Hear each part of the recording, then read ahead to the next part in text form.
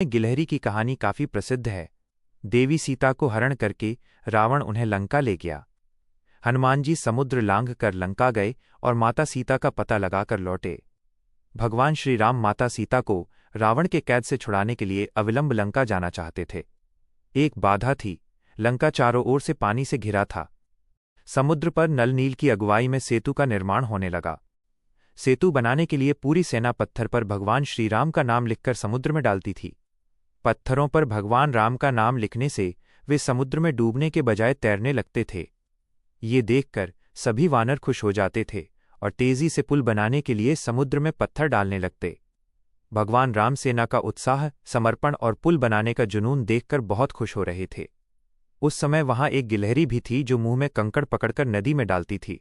उसे ऐसा करते हुए एक वानर देख रहा था। वानर गिलहरी को देखकर हंसने लगा। वानर ने कहा, हे छोटी गिलहरी, तुम यहां से दूर रहो, कहीं तुम इन पत्थरों में दब न जाओ या समुद्र में डूब न जाओ। तुम बेकार में ये सब कर रही हो, इसकी कोई जरूरत नहीं है, चलो भागो यहां से। यह सुनकर अन्य वानर भी गिलहरी का मजाक उड़ाने लगे। ऐसी बातों को सुनकर गिलहरी बहुत दुखी हो गई। प्रभु श्री राम दूर से ये सब देख रहे थे। गिलहरी की नज़र भगवान राम पर पड़ी और वो रोते हुए उनके पास आई। परेशान गिलहरी ने श्रीराम से वानरों की शिकायत की। तब भगवान राम ने खड़े होकर वानर सेना को दिखाया कि कैसे गिलहरी द्वारा लाए गए छोटे छोटे कंकड़ पत्थरों ने बड़े पत्थरों के बीच में जाकर उन्हें कैसे जोड़ दिया। वानर सेना के सदस्यों की तरह गिलहरी भी पुल बनाने में योगदान दे रही है। उसके बाद भगवान राम ने प्यार से गिलहरी को अपने हाथों में उठाया। श्री राम ने गिलहरी के काम की प्रशंसा करते हुए प्यार से उसकी पीठ पर हाथ फेरा। भगवान ने गिलहरी के छोटे से शरीर पर अपनी उंगलियों के निशान छोड़ दिए। तब से माना जाता है कि गिलहरियों के शरीर पर मौजूद सफ़ेद धारियां भगवान राम की उंगलियों के निशान हैं। ये थी राम सेतु के बनने में गिलहरी की कहानी।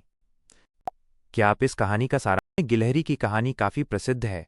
देवी सीता को हरण करके रावण उन्हें लंका ले गया। हनुमान जी समुद्र लांघ कर लंका गए और माता सीता का पता लगाकर लौटे। भगवान श्री राम माता सीता को रावण के कैद से छुड़ाने के लिए अविलंब लंका जाना चाहते थे। एक बाधा थी, लंका चारों ओर से पानी से घिरा था। समुद्र पर नल नील की अगुवाई में सेतु का निर्माण होने लगा। सेतु बनाने के लिए पूरी सेना पत्थर पर भगवान श्री राम का नाम लिखकर समुद्र में डालती थी। पत्थरों पर भगवान राम का नाम लिखने से वे समुद्र में डूबने के बजाय तैरने लगते थे। ये देखकर सभी वानर खुश हो जाते थे और तेजी से पुल बनाने के लिए समुद्र में पत्थर डालने लगते। भगवान राम सेना का उत्साह, समर्पण और पुल बनाने का जुनून देखकर बहुत खुश हो रहे थे। उस समय वहां एक गिलहरी भी थी जो मुंह में कंकड़ पकड़कर नदी में डालती थी। उसे ऐसा करते हुए एक वानर देख रहा था। वानर गिलहरी को देखकर हंसने लगा। वानर ने कहा, हे छोटी गिलहरी, तुम यहां से दूर रहो, कहीं तुम इन पत्थरों में दब न जाओ या समुद्र में डूब न जाओ। तुम बेकार में ये सब कर रही हो, इसकी कोई जरूरत नहीं है, चलो भागो यहां से। यह सुनकर अन्य वानर भी गिलहरी का मजाक उड़ाने लगे। ऐसी बातों को सुनकर गिलहरी बहुत दुखी हो गई। प्रभु श्री राम दूर से ये सब देख रहे थे। गिलहरी की नज़र भगवान राम पर पड़ी और वो रोते हुए उनके पास आई। परेशान गिलहरी ने श्रीराम से वानरों की शिकायत की। तब भगवान राम ने खड़े होकर वानर सेना को दिखाया कि कैसे गिलहरी द्वारा लाए गए छोटे छोटे कंकड़ पत्थरों ने बड़े पत्थरों के बीच में जाकर उन्हें कैसे जोड़ दिया। वानर सेना के सदस्यों की तरह गिलहरी भी पुल बनाने में योगदान दे रही है। उसके बाद भगवान राम ने प्यार से गिलहरी को अपने हाथों में उठाया। श्री राम ने गिलहरी के काम की प्रशंसा करते हुए प्यार से उसकी पीठ पर हाथ फेरा।